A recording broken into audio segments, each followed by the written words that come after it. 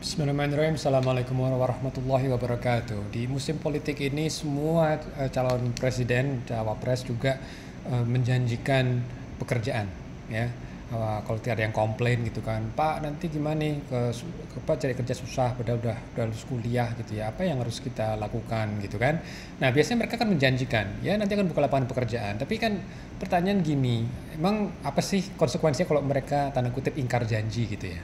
Masa kita mau nuntut, kamu dulu janji begini begitu gitu, dan juga belum tentu pekerjaan yang dijanjikan itu cocok dengan apa yang kita miliki ya, dengan bakat dan minat yang kita miliki. Jadi jangan terlalu berharap ke arah sana ya, karena mereka harus menjawab seperti itu. Nggak mungkin mereka mengatakan ya kita tidak akan berikan pekerjaan, nggak mungkin ya, mereka pasti akan mengatakan seperti itu. Nah kalau kita bicara mengenai sekolah dan pekerjaan gitu ya, kita mulai dengan sekolah dulu ya. Kalau kita bicara sekolah itu yang jadi pertanyaan adalah sekolahnya apa sih gitu kan, perlu favorit apa enggak gitu. Kalau menurut saya yang penting bisa belajar, itu yang penting. Jadi apalagi nih untuk adik-adik ya yang sudah mulai masuk usia balik gitu kan, SMP ke atas, itu penting itu untuk mengetahui belajar apa ya, di sekolah itu belajar apa sih gitu. Makanya nih kalau misalnya ada usia seperti itu menghabiskan waktunya mainan games gitu ya yang anfaedah gitu, itu sayang banget karena waktu itu nggak bisa diulang ya. Nah tentu kalau kita bicara mengenai belajar apa di sekolah, menurut saya ada dua yang penting. Yang pertama adalah adab dan yang kedua adalah problem solving. Oke, nah kalau kita bicara adab itu sebenarnya ada tiga. Adab terhadap diri sendiri, adab sama manusia, dan juga jangan lupa adab kepada pencipta kita, Allah Ta'ala gitu ya. Nah kalau kita bicara adab pada diri sendiri, apa sih contohnya? Ya kita harus tahu kalau misalnya kita buang hajat gitu ya, bagaimana kita mensucikan diri, itu kan adab pada diri sendiri kan. Oke, bagaimana kita membersihkan diri, itu kan adab pada diri kita sendiri.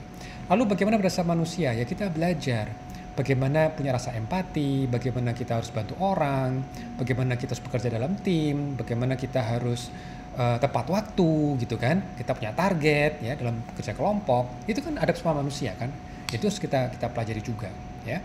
Karena jangan lupa kalau kita bicara nanti pemasaran misalnya, kita harus punya itu communication skill misalnya gitu ya. Nah, dan pada sang pencipta. Karena apa? Kalau kita bicara adab pada sang pencipta, itu bukan cuma sekedar oh Tuhan ada kok, nanti ada akhirat. Bukan cuma itu, tapi adabnya. Kalau kita yakin Allah Ta'ala itu ada gitu ya, berarti adab kita apa? Ya kita harus pastikan hidup kita ini sesuai aturan dari Allah Ta'ala. Karena nanti di akhirat akan ditanya gitu ya, ketika dulu kalian bergaul sesuai aturan apa tidak.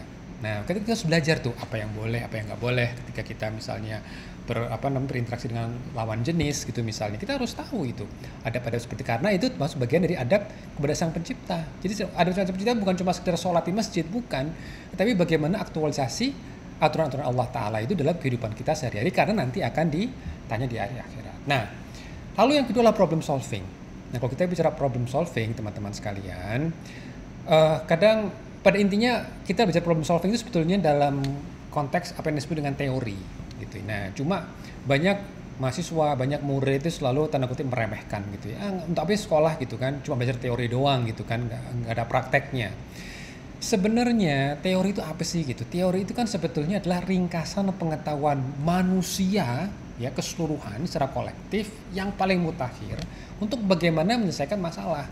Tujuannya apa? Supaya kita nggak dari nol, supaya kita nggak harus capek-capek mikir sendiri. Sudah ada contoh-contohnya gitu. Nah, kalau kita paham teori seperti itu, makanya dalam pengajaran, pembelajaran di kelas itu, nih teman-teman nih murid-murid harus tanya sama gurunya gitu ya, kasih dia konteks. Ketika misalnya teori mengenai hukum termodinamika misalnya gitu kan, kenapa ini relevan harus diketahui, teori gravitasi misalnya, atau teori marketing misalnya, teori pemasaran, itu harus ditanya relevansinya apa, ada contohnya enggak, ada praktikalnya enggak.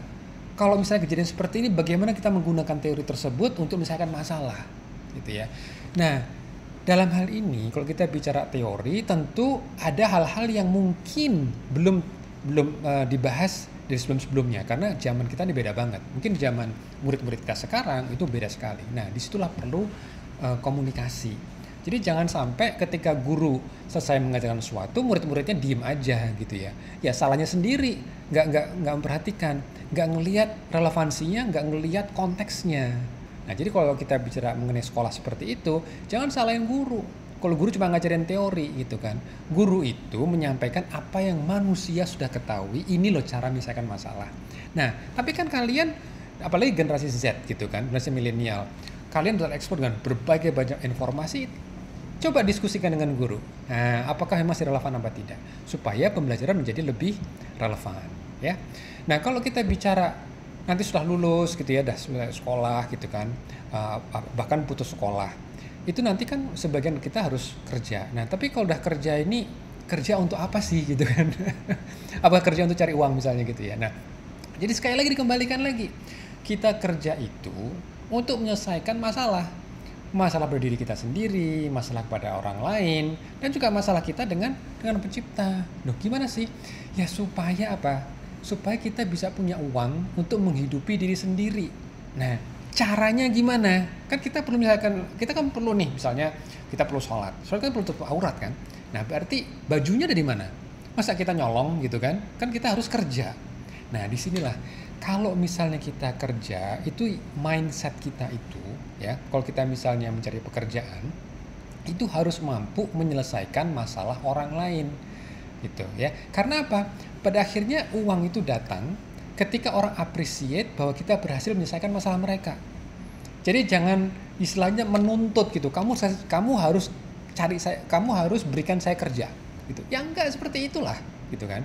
Tapi kita harus gunakan ilmu yang selama ini kita pelajari. Berarti saya tahu nih, misalnya nih, kalau dulu waktu di sekolah belajar nyapu, ngepel, piket gitu, di rumah juga diajari cuci piring. Itu sebetulnya skill. Karena apa? Pada akhirnya orang mau kok bayar kita untuk cuci piring, untuk nyapu, untuk ngepel, cuci mobil, akan bayar. Tapi saya yakin, ada nggak kita bilang ke orang, saya bisa main game Mobile Legend loh, gitu. Bayari saya mau nggak? Saya akan bisa main nih sejam straight gitu kan, bayari saya ya. Gak ada. Makanya saya heran kalau banyak masih murid sukanya ngabisin waktu ya di jam pelajaran, apa mestinya waktu-waktu yang sangat pendek dalam usia muda ini ngabisin waktu main anfaedah. Kecuali mau jadi gamer profesional sekalian gitu ya. Tapi itu memang jarang banget, dan you have to be very very good in it gitu ya. Oke. Nah, jadi kalau kita juga nanti pilih sekolah lagi tadi ya, tentu bukan hanya karena favorit gitu ya. Dan juga jangan diniatkan untuk mencari kerja ya. Niatnya itu memang untuk menyelesaikan masalah orang lain. Niatnya gitu. Jadi jangan kita mikir gini, nanti mau sekolah ini deh, karena kayaknya prodi ini, jurusan ini kalau lulus bisa dapat gajinya sampai 8 digit misalnya gitu. Oh banyak banget ya 8 digit. Jadi itu favorit banget gitu. Jangan. Kalau kita mikirnya lulus dapat uang berapa, itu ya paling banter dapatnya segitu gitu ya. Tapi kalau kita pilih sekolah itu untuk niat bahwa dengan ilmu di sekolah tersebut saya bisa menyelesaikan masalah orang lain, insya Allah akan sustain. Insya Allah kita akan selalu dicari orang. Karena apa? Orang itu selalu punya masalah. Manusia itu selalu punya masalah. Nah, terserah minat dan bakat masing-masing kita. Kita ini kira-kira menyelesaikan masalah apa gitu ya. Jadi kalau misalnya mau jadi dokter gitu kan, ya kita harus tahu kenapa sih mau jadi dokter gitu kan.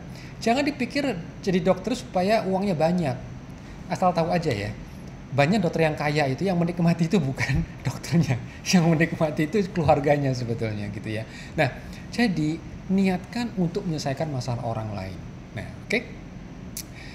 Kalau kembali ke masalah ini biasanya antara orang tua dan anak gitu kan. Orang tua maunya begini, anak maunya begini gitu ya. Jadi apakah belajar dan bekerja itu harus sesuai minat? Maka kadang-kadang kan ada tekanan juga ya. Aduh, kamu ini ya jauh-jauh gitu kan, udah keluar negeri gitu kan. Kok gaji segitu-segitu aja sih gitu. Lalu si anak jawab, loh tapi saya suka kan dengan pekerjaan ini kok.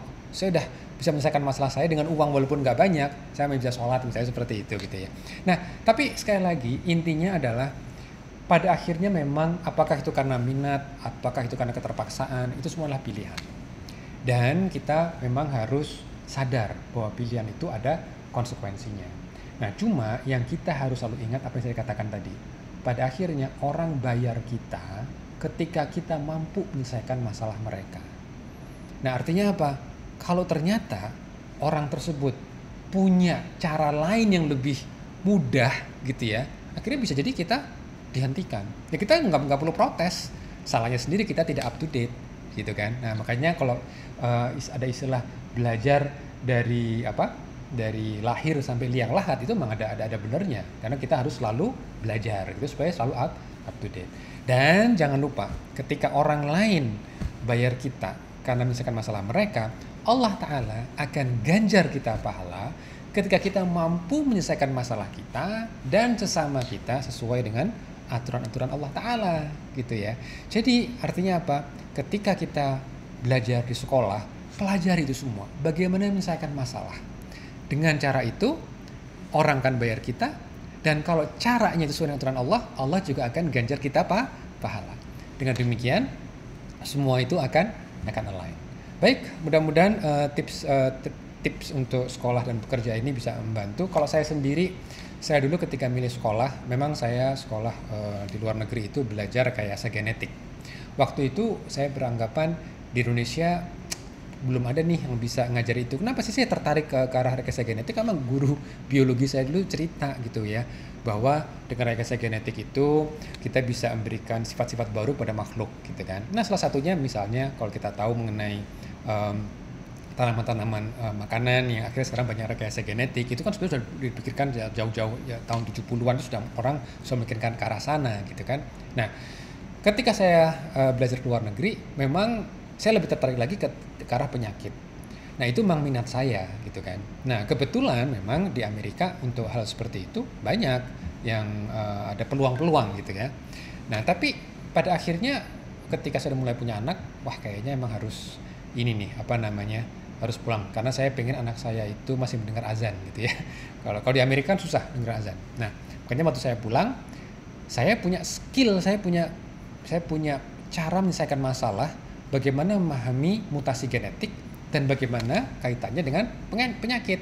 Nah disinilah karena niat saya itu untuk menyelesaikan masalah saya sendiri dan juga masalah saya dengan pencipta, kan saya juga banyak belajar. Ya kan saya juga walaupun di Amerika tetap ngaji gitu kan, tetap berusaha tahu ini secara syariat ini apa sih aktivitas kita ya, bagaimana buat kontrak yang halal, bagaimana kita berinteraksi. Allah mudahkan sehingga ketika saya balik, alhamdulillah saya dapat posisi di industri dan sesuai dengan minat juga gitu ya. Jadi artinya apa? Artinya memang kalau kita yang namanya bekerja, belajar, yaitu niatnya juga harus benar gitu ya. Dan semoga Allah Ta'ala akan mudahkan. Oke, yuk ketemu lagi insyaallah. Assalamualaikum warahmatullahi wabarakatuh.